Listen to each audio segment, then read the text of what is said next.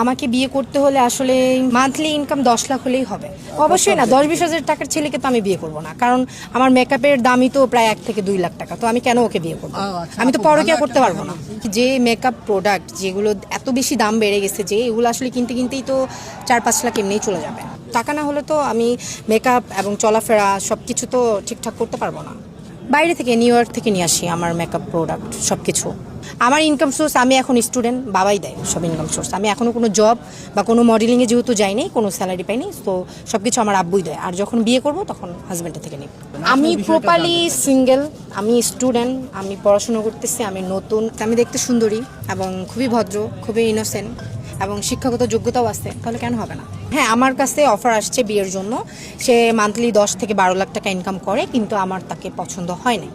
গায়ের রং হচ্ছে যে সাম্বর্ণ হতে হবে, অতিরিক্ত ফর্সার দরকার নেই, কিন্তু টাকাটা লাগবে। মানে আমার সাথে অ্যাডজাস্ট হইতে হবে তো না। আমি অবশ্যই ভিডিও ভাইরাল হওয়ার জন্য না, আমার সাংবাদিক ভাইয়ের প্রশ্নের উত্তর দিচ্ছি শুধু। মেকআপ খরচই তো মাসে 1 থেকে 1.5 লাখ টাকা বা 2 লাখ টাকাও হয়ে যায় মাঝে মাঝে। এই জন্যই হচ্ছে 10 থেকে 12 লাখ টাকার ইনকাম করতেছে, তাকে দরকার। ঘুমিয়ে ঘুমিয়ে স্বপ্ন দেখি না, আমি জাগ্রত অবস্থায় স্বপ্ন দেখি। ঘুমিয়ে স্বপ্ন যে দেখে সে আসলে কখনোই পাবে না। সো বেসিক্যালি আমি জাগ্রত হয়েই স্বপ্নটা দেখার ট্রাই করি। হ্যাঁ, শাকিব স্যারকে নিয়ে আমি স্বপ্ন দেখি আমি তার সাথে কাজ করব, তার নেক্সট হিরোইন হব এবং তার সাথে কাজ করব এবং ভালো ভালো কিছু কাজ করব, যেটা আসলে দর্শকদের প্রিয় মানে হতে পারে, এরকম কিছু।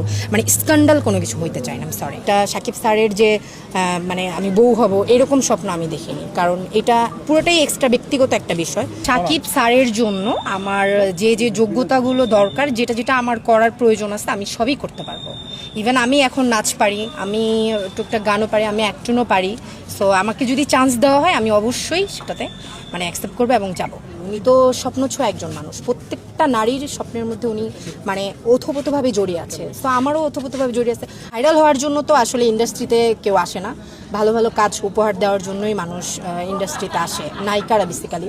না, মোটেও ভাইরাল হওয়ার জন্য না, আমার ভিতরের যে অনুভূতিগুলো ছিল সেগুলোই আমি প্রকাশ করছি, দ্যাটস ইট। ব্যক্তিগত প্রেম, হ্যাঁ প্রেম করেছি। না, শেখা খাইনি, একবার শেখা দিয়েছি।